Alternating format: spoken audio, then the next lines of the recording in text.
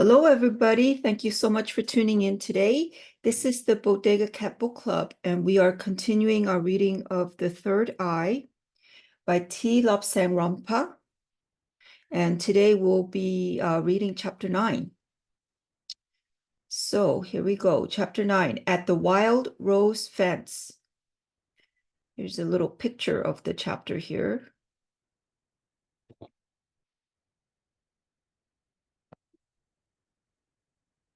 The next morning, we made our leisurely preparations to return to Chapori. For us, the Potola visit was quite a holiday. Before leaving, I rushed up to the roof to have a last look at the countryside through the telescope. On a roof of the Chapori, a small acolyte was lying on his back reading, and occasionally tossing small pebbles onto the bald heads of monks in the courtyard.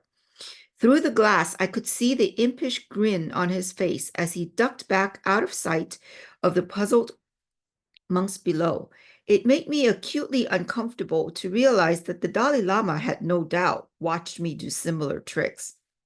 In future, I resolved, I would confine my efforts to the side of the buildings hidden from the Potala.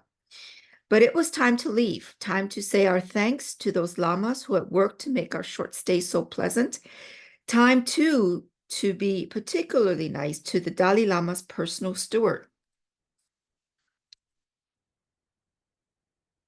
He had, okay, sorry, let me move the camera in just a little so you guys can read better. Okay, where were we?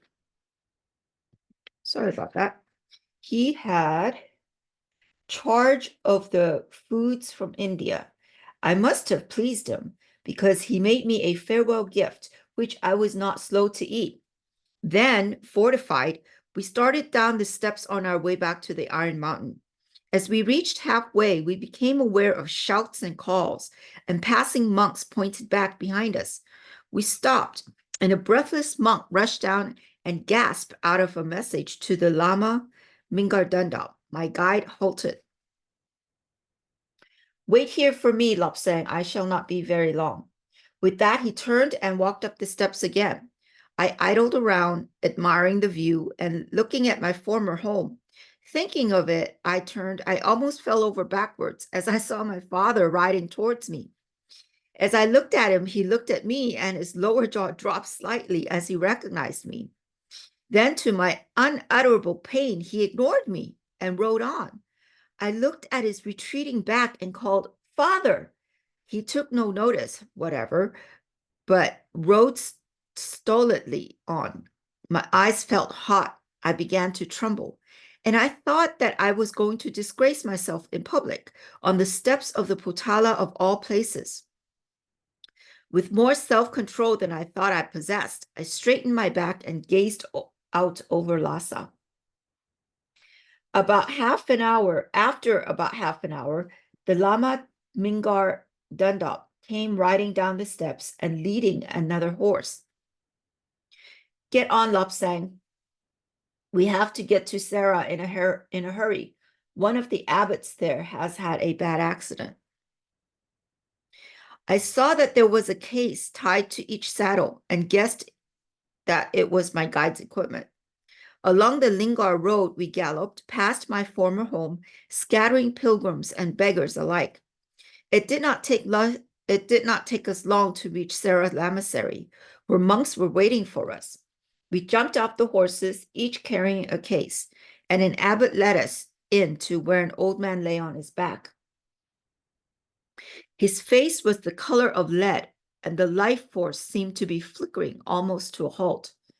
The Lama Mingar Dundop called for boiling water, which was ready, and into it he dropped certain herbs. While I was stirring this, the Lama examined the old man, who had a fractured skull as a result of falling. A piece of bone was depressed and was exerting pressure on the brain. When the liquid was cool enough, we mopped the old man's head with it, and my guide cleaned his hands with some of it. Taking a sharp knife from his case, he quickly made a U-shaped cut through the flesh, right through to the bone. There was little bleeding. The herbs prevented it. More herbal lotion was mopped on, and the flap of flesh was turned back and cleared away from the bone. Very, very gently, the Lama Mingar Dundop examined the area and found where the skull bone had been crushed in and was hanging below the normal level of the skull. He had put a lot of instruments into a bowl of disinfecting lotion before commencing. Now he took from the bowl 2 silver rods, flattened at one end and with serrations in the flat part. With extreme care, he inserted the thinnest edge into the widest fracture of the bone and held it rigidly while he took a firmer grip of the bone with the other rod. Gently, very gently, he prised up the flap of bone so that it was just above the normal level. He wedged it there with one rod and said, "Now pass the bowl, Lobsang." I held it so that he could take what he wanted, and he took a small spike of silver, just a minute triangular wedge. This he pressed into the crack between the normal skull bone and the fractured edge, which was now slightly above the level. Slowly, he pressed the bone a little. It moved slightly, and he pressed just a little more. The level was now normal. It will knit together, and the silver, being an inert metal, will cause no trouble. He mopped the area with more herbal lotion and carefully put back the flap of flesh, which had been left attached by one side. With boiled hair from a horse's tail, he stitched the flap and covered the site of the operation with a herbal paste tied in place with the boiled cloth. The old abbot's life force had been growing stronger since the pressure was relieved from his brain. We propped him up with cushions so that he was in a semi-sitting position. I cleaned the instruments in fresh boiling lotion, dried them on boiled cloth, and packed everything carefully back into the 2 cases. As I was cleaning my hands after, the old man's eyes flickered open, and he gave a weak smile as he saw the Lama Mingar Dundop bending over him. I knew that only you could save me. That is why I sent the mind message to the peak. That is why I sent the mind message to the peak. Oh, I think that's telepathy, mind message.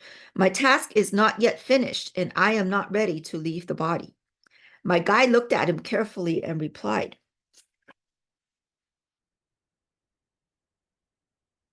"You will recover from this. A few days of discomfort, a headache or 2, and when that has gone, you can go about your work.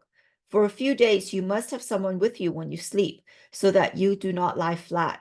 After 3 or 4 days, you will have no cause for worry." I had gone to the window and was looking out. It was quite interesting to see conditions in another lamasery. The Lama Mingar Dundop came to me and said, "You did well then, Lobsang. We shall make a team. Now I want to show you around this community. It is very different from ours." We left the old abbot in the care of a lama and went out into the corridor. The place was not so clean as at Chakpori, nor did there seem to be any strict discipline. Monks seemed to come and go as they pleased. The temples were uncared for compared to ours, and even the incense was more bitter. Gangs of boys were playing in the courtyards. At Chakpori, they would have been hard at work. The prayer wheels were for the most part unturned. Here and there, an aged monk sat and twirled the wheels, but there was none of the order, cleanliness, and discipline which I had come to take as average. My guide said, "Well, Lobsang, would you like to stay here and have their easy life?" "No, I would not. I think they are a lot of savages here," I said. He laughed. 7,000 of them. It is always the noisy few who bring the silent majority into disrepute. "That may be," I replied, "but although they call this the rose fence, that is not what I would call it." He looked at me with a smile. "I believe you would take on the job of bringing discipline to this lot single-handed." It was a fact that our lamasery had the strictest discipline of any. Most of the others were very lax indeed, and when the monks there wanted to laze, well, they just lazed and nothing was said about it. Sarah, or the wild rose fence, as it is really called, is 3 miles from the Potala and is one of the lamaseries known as the Three Seats. Dripong is the largest of the three, with not less than 10,000 monks. Sarah comes next in importance with about 7,500 monks, while Ganden is the least important with a mere 6,000. Each is like a complete town with streets, colleges, temples, and all the usual buildings that go to make up a township. The streets were patrolled by the men of Kam. Now, no doubt, they are patrolled by communist soldiers. Chakpori was a small community, but an important one. As the temple of medicine, it was then the seat of medical learning and was well represented in the council chamber of the government. At Chakpori, we were taught what I shall term judo. That is the nearest English word I can find. The Tibetan description of Songthru Kyompa Tu Depo Lelapo cannot be translated, nor can our technical word of amare. Judo is a very elementary form of our system. Not all lamaseries have this training, but we at Chakpori were taught it to give us self-control, to enable us to deprive others of consciousness for medical purposes, and to enable us to travel safely to rougher parts of the country. As medical lamas, we traveled extensively. Otsu had been a teacher of the art, perhaps the best exponent of it in Tibet, and he had taught me all he knew for his own satisfaction in doing a job well. Most men and boys knew the elementary holds and throws, but I knew them when I was 4 years old.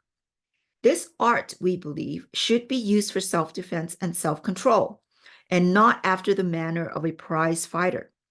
We are of the opinion that a strong man can afford to be gentle, while the weak and unsure brag and boast. Ain't that the truth? Our judo was used to deprive a person of consciousness when, for instance, setting broken bones or extracting teeth. There is no pain with it and no risk. A person can be made unconscious before he is aware of its onset, and he can be restored to full consciousness hours or seconds later without ill effect. Curiously enough, a person made unconscious while speaking will complete the sentence upon awakening. Because of the obvious dangers of this higher system, this and instant hypnotism were taught only to those who could pass most stringent tests of character. And then hypnotic blocks were imposed so that one should not abuse the powers conferred. In Tibet, a lamasery is not merely a place where men of religious inclination live, but a self-contained town with all the usual facilities and amenities. We had our theaters in which to see religious and traditional plays. Musicians were ever ready to entertain us and prove that in no other community were there such good players. Those monks who had money were able to buy food. Monks with money, that sounds like an oxymoron. Anyways, those monks with money were able to buy food, clothing, luxuries, and books in the shops. Those who desired to save deposited their cash in the lamastic equivalent of a bank. All communities in any part of the world have their offenders against the rules. Ours were arrested by monk police and taken off to a court where they were given a fair trial. If found guilty, they had to serve their sentence in the lamastic prison. Schools of various types catered to all grades of mentality. Bright boys were helped to make their way, but in all lamaseries other than Chakpori, the slothful person was permitted to sleep or dream his life away. Our idea was one cannot influence the life of another, so let him catch up in his next incarnation. At Chakpori, matters were different, and if one did not make progress, one was compelled to leave and seek sanctuary elsewhere, where the discipline was not so strict. Our sick monks were well treated, We had a hospital in the lamaseries, and the indisposed were treated by monks who were trained in medicine and elementary surgery. The more severe cases were treated by specialists, such as the Lama Mingardandap. Quite often since leaving Tibet, I have had to laugh at the Western stories about Tibetans thinking that a man's heart is on the left side and a woman's is on the right. We saw enough dead bodies cut open to know the truth. I have also been much amused about the filthy Tibetans riddled with VD. The writers of such statements apparently have never been in those environments before, in those convenient places.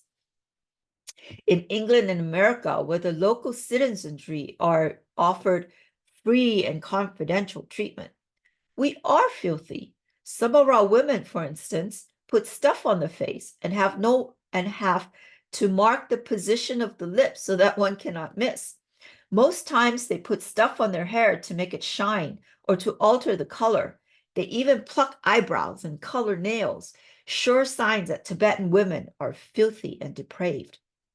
But to return to our lamastic community, often there were visitors. They might be traders or monks. They were given accommodation in the lamastic hotel. They also paid for such accommodation. Not all monks were celibate. Oh, that's an interesting sentence. Some thought that single blessedness did not induce the right frame of mind for contemplation. Those were able to join a special sect of red hat monks who were permitted to marry. They were in the minority. The yellow hats, a celibate sect, were the ruling class in religious life. I think that's the sect that the Dalai Lama is in, the yellow hats. Anyways, in married lamaseries, monks and nuns worked side by side in a well-ordered community, and most times the atmosphere that was not so rough as in a purely male community. Yeah, because women are better at cleaning than men, in my opinion. Not as a sexist statement, but as a fact. Sort of fact. There are some women that are not clean. Anyways, I digress. Okay, certain lamaseries had their own printing works so that they could print their own books. Usually they made their own paper. This latter was not a healthy occupation because one form of tree bark used in paper manufacture was highly poisonous. While this prevented any insect from attacking Tibetan paper,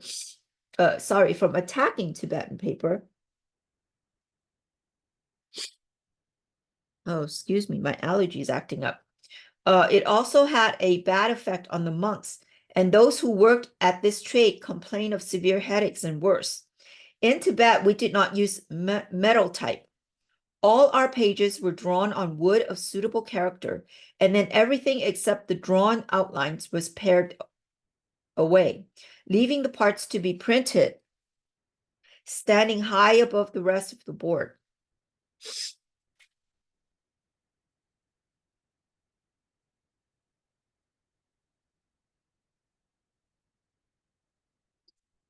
Excuse me. Some of these boards were 3 feet wide by 18 inches deep, and the detail would be quite intricate. No board containing the slightest mistake was used. Tibetan pages are not like the pages of this book, which are longer than they are wide. We used wide and short pages, and they were always unbound. The various loose sheets were kept between carved wooden covers. In printing, the carved board of page contents was laid flat. One monk ran an ink roller over the whole surface, making sure of even distribution. Another monk took up a sheet of paper and quickly spread it on the board, while a third monk followed with a heavy roller to press the paper well down. A fourth monk lifted off the printed page and passed it to an apprentice who put it to one side.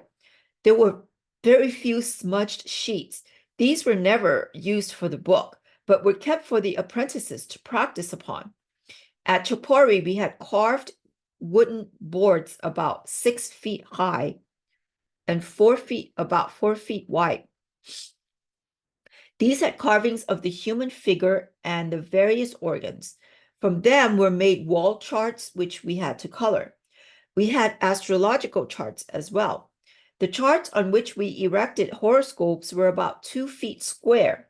In effect, they were maps of the heavens at the time of a person's conception and birth. On the map blanks, we inserted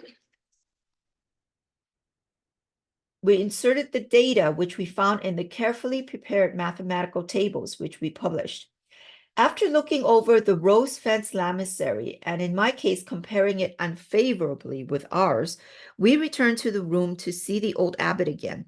During the 2 hours of our absence, he had improved very greatly and was now able to take much greater interest in things around him. In particular, he was able to pay attention to the Lama Mingar Dundap, to whom he seemed very attached. My guide said, "We must leave now, but here are some powdered herbs for you. I will give full instructions to your priest in charge as we leave." 3 little leather bags were taken from his case and handed over. 3 little bags, which meant life instead of death to an aged man. In the entrance courtyard, we found a monk holding 2 deplorably frisky ponies.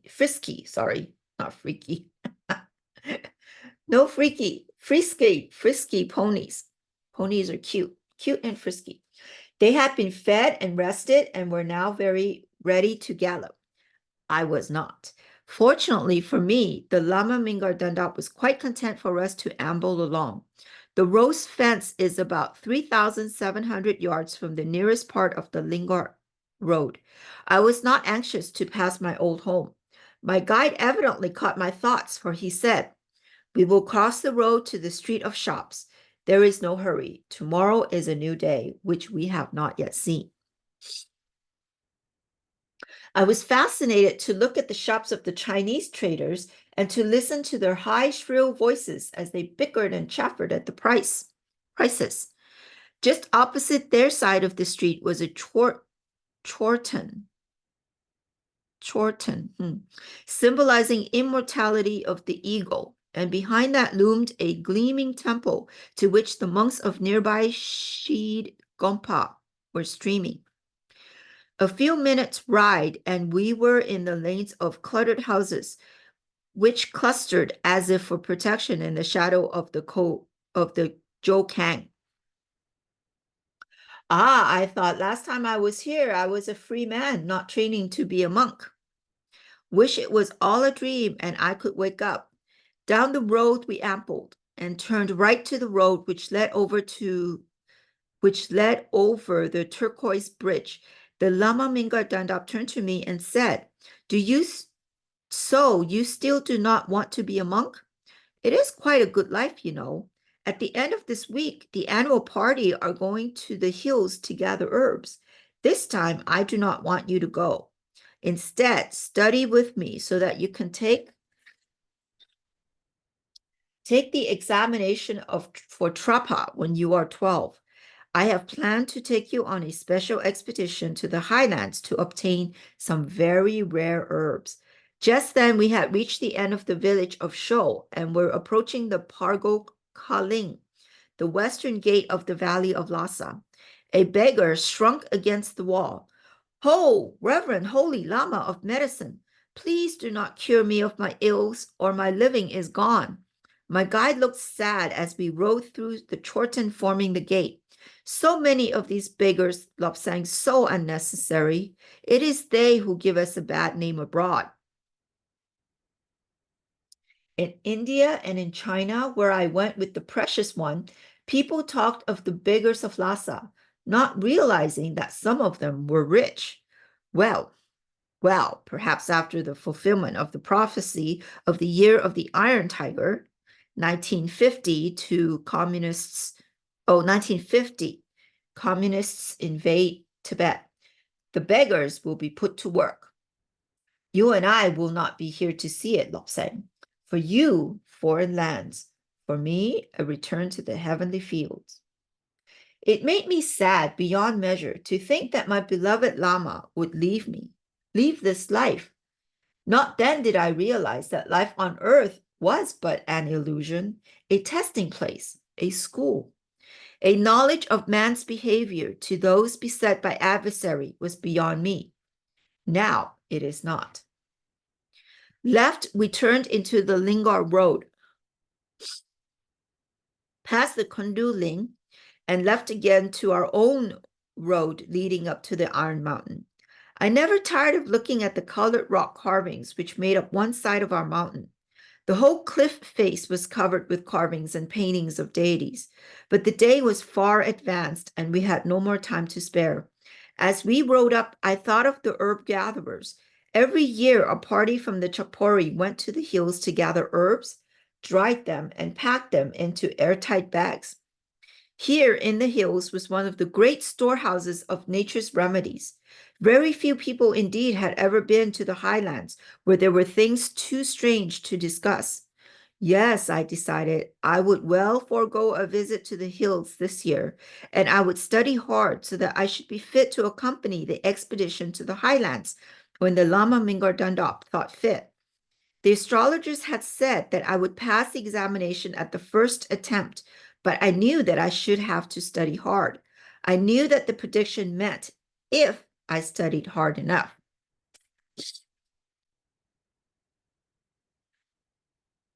My mental image was at least equivalent to an 18-year-old. As always, I had mixed with people much older than I, and I had to fend for myself. End of chapter 9.